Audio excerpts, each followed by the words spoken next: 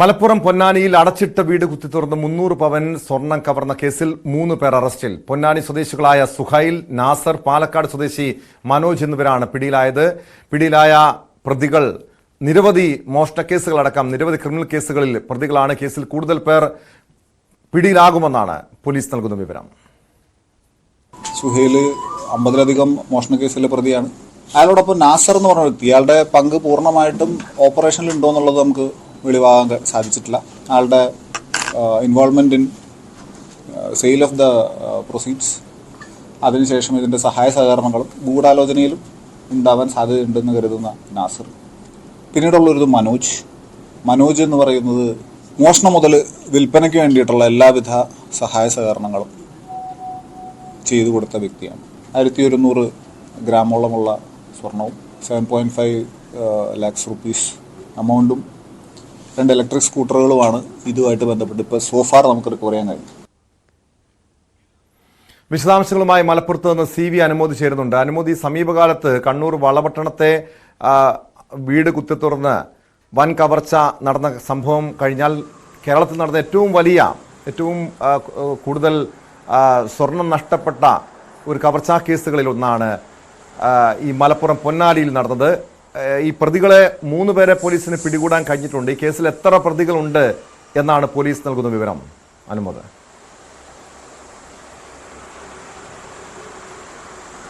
Tom, ഇതിൽ ഏറ്റവും പ്രധാനപ്പെട്ട ഒരു കാര്യം, ഏപ്രിൽ 13-നാണ് ഈ മോഷണം നടന്നിട്ടുള്ളത്.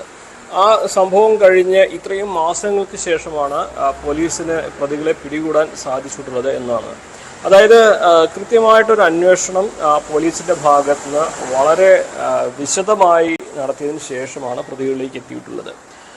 പ്രതികൾ ഈ ഒരു മേഖലയിൽ ഇതിൽ ഏറ്റവും പ്രധാനപ്പെട്ട പ്രതിയായിട്ടുള്ള സുഹൈൽ, അയാൾ പൊന്നാനി സ്വദേശിയാണ്. കാലങ്ങളായിട്ട് ഒരുപാട് മോഷണ കേസുകൾ നടത്തി പോലീസിന് തലവേദനയായിട്ടുള്ള ഒരാളാണ്. തെളിവുകളില്ലാതെ മോഷണം നടത്തുന്നതിൽ ഇയാൾ വിദഗ്ധരാണെന്നാണ് പോലീസ് പറയുന്നത്.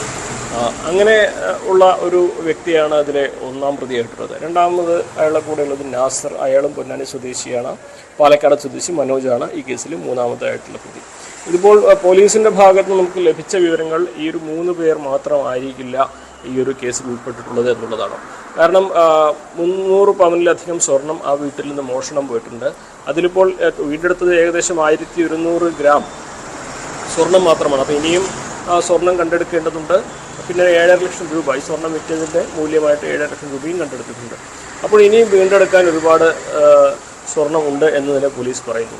ഇതിൽ ഈ പ്രതികളെല്ലാം തന്നെ പഠിച്ച കള്ളന്മാരാണെന്ന് പോലീസ് പറയുമ്പോൾ അവരിൽ നിന്ന് വിവരങ്ങൾ ശേഖരിക്കുക പോലീസിനെ സംബന്ധിച്ച് വലിയ ദുഷ്കരമായിട്ടുള്ള ഒരു സാഹചര്യമുണ്ട്. സാധാരണ ഒരു കൊലക്കേസിലെ പ്രതിയിൽ നിന്നും വിവരങ്ങൾ എടുക്കുന്നത് പോലെ ഒരു സീസൺഡ് കള്ളനിൽ നിന്ന് വിവരങ്ങൾ കിട്ടില്ല എന്നാണ് പോലീസ് പറയുന്നത്. കാരണം പഠിച്ച കള്ളനിൽ നിന്ന് പറയുമ്പോൾ പോലീസിൻ്റെ എല്ലാ മുറകളും അതിജീവിക്കുവാനും പോലീസ് ചോദിക്കുന്ന ചോദ്യങ്ങൾക്ക് വഴിതെറ്റിച്ച് ഉത്തരം പറയുവാനും ഈ ഒരു മോഷണത്തിൽ കാലങ്ങളായിട്ട് പോലീസിൻ്റെ തലവേദനയും നാട്ടുകാർക്കും തലവേദനയായ ഒരു വ്യക്തിയായതുകൊണ്ട് തന്നെ ഇയാളിൽ നിന്ന് വിവരങ്ങൾ ചോദിച്ച് അറിയുക പോലീസിനെ സംബന്ധിച്ച് വലിയ പ്രയാസമുള്ള ഒരു കാര്യമാണ്. പക്ഷേ എന്നിട്ട് പോലും പോലീസ് ഈ ഒരു കേസിൽ വളരെ മുന്നേറി കഴിഞ്ഞിട്ടുണ്ട്.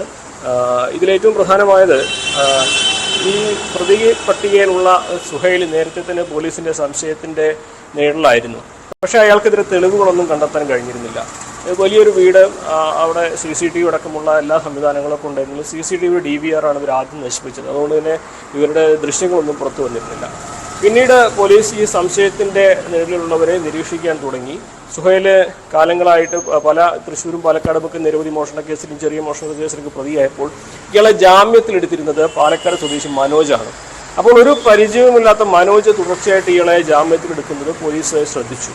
എന്താണ് ഈ മനോജ് ഇയാളെ ജാമ്യത്തിലെടുക്കാൻ കാരണമെന്ന് പോലീസ് അന്വേഷിക്കുകയും അങ്ങനെ മനോജിനെ പോലീസ് കസ്റ്റഡി എടുത്ത് ചോദ്യം ചെയ്തപ്പോഴാണ് സ്വർണ്ണ വിൽപ്പനയാണ് ഇവരെ തമ്മിൽ അടുപ്പിച്ചിട്ടുള്ളത് എന്ന് പോലീസിന് മനസ്സിലാവുകയും അങ്ങനെ വ്യക്തമായ തെളിവുകൾ ശേഖരിച്ചുകൊണ്ട് സുഹൈലിനെയും നാസറിനെയും പോലീസ് കസ്റ്റഡി എടുക്കുക. അതാണ് കേസിൽ ഏറ്റവും നിർണായകമായിട്ടുള്ളത്.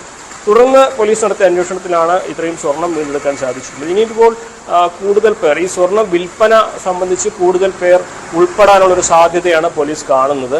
കാരണം ഈ സംഭവം നടന്ന ഇത്രയും മാസങ്ങളായതുകൊണ്ട് തന്നെ ഈ എത്ര പേർ ഇതിൽ ഉൾപ്പെട്ടിട്ടുണ്ടെന്നും എത്ര സ്വർണം വീണ്ടെടുക്കാൻ കഴിയുന്ന കാര്യത്തിലൊക്കെ അനിശ്ചിതത്വം നിലനിൽക്കുന്നുണ്ട്. അപ്പോൾ ഈ സ്വർണം വിൽപ്പനയ്ക്ക് സഹായിച്ച ആളുകളെ കേന്ദ്രീകരിച്ചാണ് ഇനി ഈ പ്രതികളിൽ നിന്ന് ചോദ്യം ചെയ്ത് ലഭിക്കുന്ന വിവരങ്ങളുടെ അടിസ്ഥാനത്തിൽ വേണം പോലീസിന് മുന്നോട്ട് പോകുവാൻ.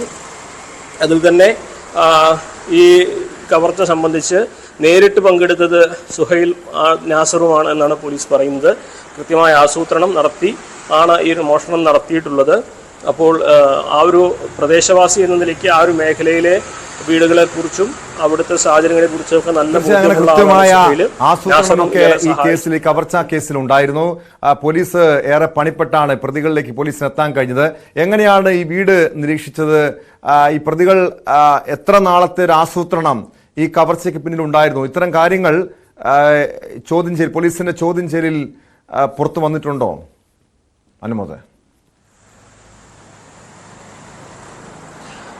ടോം, നേരത്തെ സൂചിപ്പിച്ചതുപോലെ പാലക്കാട്, തൃശ്ശൂർ, മലപ്പുറം ജില്ലകളിൽ നിരവധി കേസുകളിൽ പ്രതിയാണ് സുഹൈൽ. ഇയാൾക്ക് 2 ഭാര്യമാരുണ്ട്, ഒന്ന് തൃശ്ശൂരിലും ഒന്ന് പൊന്നാനിയിലും. അപ്പോൾ ഇത് പൊന്നാനി കേന്ദ്രീകരിച്ച് ഇയാൾ കുറേ കാലമായിട്ട് താമസിക്കുന്ന ഒരു വ്യക്തിയാണ്. അപ്പോൾ കൃത്യമായിട്ട് പ്രവാസിയായിട്ടുള്ള രാജീവിൻ്റെ വീട് ഇയാളുടെ ശ്രദ്ധയിൽപ്പെടുകയും നമുക്ക് ആ വീടിൻ്റെ ദൃശ്യങ്ങൾ കാണുമ്പോൾ തന്നെ അറിയാം, വലിയ ഒരു വീടാണ്. അവിടെ ആൾതാമസം ഇല്ലാത്ത സമയങ്ങൾ അത് മനസ്സിലാക്കി കൃത്യമായിട്ട് അത്തരത്തിലൊരു പദ്ധതി ഇവർ ആസൂത്രണം ചെയ്തിട്ടുണ്ട്. അതേക്കുറിച്ച് ഈ കൂടുതൽ സഹായം എന്തെങ്കിലും ഇയാൾക്ക് ലഭിച്ചിട്ടുണ്ടോ എന്ന കാര്യവും പോലീസിൻ്റെ ഭാഗത്തുനിന്ന് അന്വേഷണം നടന്നുകൊണ്ടിരിക്കുകയാണെന്നാണ് പോലീസ് പറഞ്ഞത്. കാരണം മറ്റാരെങ്കിലും ഇയാൾക്ക് ഈ വിവരങ്ങൾ നൽകി സഹായിച്ചിട്ടുണ്ടോ, മറ്റാരെങ്കിലും ഇയാളെ ഈ ഒരു മോഷണത്തിന് സഹായിച്ചിട്ടുണ്ടോ എന്നുള്ള കാര്യം. ഈ ഗ്രിൽസ് പൊളിച്ചാണ് ഇയാൾ ഉൾക്കയറിയിട്ടുള്ളത്. കൃത്യമായിട്ട് ഗ്ലൗസ് ധരിച്ചുകൊണ്ടാണ് മോഷണം നടത്തിയിട്ടുള്ളത്. അതായത് വിരലടയാളം പോലും എവിടെ നിന്നും ലഭിച്ചിട്ടില്ല. മാത്രമല്ല CCTVയുടെ DVR അത് ആദ്യം തന്നെ നശിപ്പിച്ചിട്ടുണ്ട്. പോലീസ് പറയുന്നൊരു പ്രധാനപ്പെട്ട ഒരു കാര്യം, അത് നമ്മൾ പ്രേക്ഷകർക്ക് കൂടി മനസ്സിലാക്കുവാൻ വേണ്ടി ഇവിടെ പങ്കുവെക്കുകയാണ്. എല്ലാവരും വലിയ സുരക്ഷാ സംവിധാനങ്ങളായിട്ട് CCTV ഒക്കെ നമ്മൾ വീടിൻ്റെ എല്ലായിടത്തും ഘടിപ്പിക്കും. പക്ഷേ അതിൻ്റെ DVR അത് എല്ലാവരും കാണുന്ന തരത്തിൽ അത്ര സുരക്ഷിതമല്ലാത്ത രീതിയിൽ എവിടെയെങ്കിലും വെക്കുകയും ചെയ്യും. അപ്പോൾ ഇതാണ് ആദ്യം നശിപ്പിക്കപ്പെടുന്നത്. അപ്പോൾ പോലീസ് പ്രത്യേകം എടുത്തു പറയുന്ന ഒരു കാര്യം, ഇത്രയും സുരക്ഷാ സംവിധാനങ്ങളൊക്കെ ഒരുക്കുന്ന ആളുകൾ ഇതിൻ്റെ DVR സാധാരണ ആളുകളുടെ കണ്ണിൽ പെടാത്ത രീതിയിൽ എവിടെയെങ്കിലും വേണം വെക്കുവാൻ എന്നൊരു നിർദ്ദേശം അത് പോലീസിന്റെ ഭാഗത്തുനിന്നും വരുന്നത് തന്നെയാണ്. പോലീസ് ആ രീതിയിലുള്ള ഒരു ജാഗ്രതാ നിർദ്ദേശം പൊതുജനങ്ങൾക്ക് നൽകുന്നുണ്ട്. CCTVകളും ഇതുപോലുള്ള സുരക്ഷാ സംവിധാനങ്ങളൊക്കെ ഉണ്ടെങ്കിൽ പോലും അത് ഈ മോഷ്ടാക്കളുടെ, കവർച്ചാ സംഘങ്ങളുടെയൊക്കെ ശ്രദ്ധയിൽപ്പെടാതെ സൂക്ഷിക്കണം.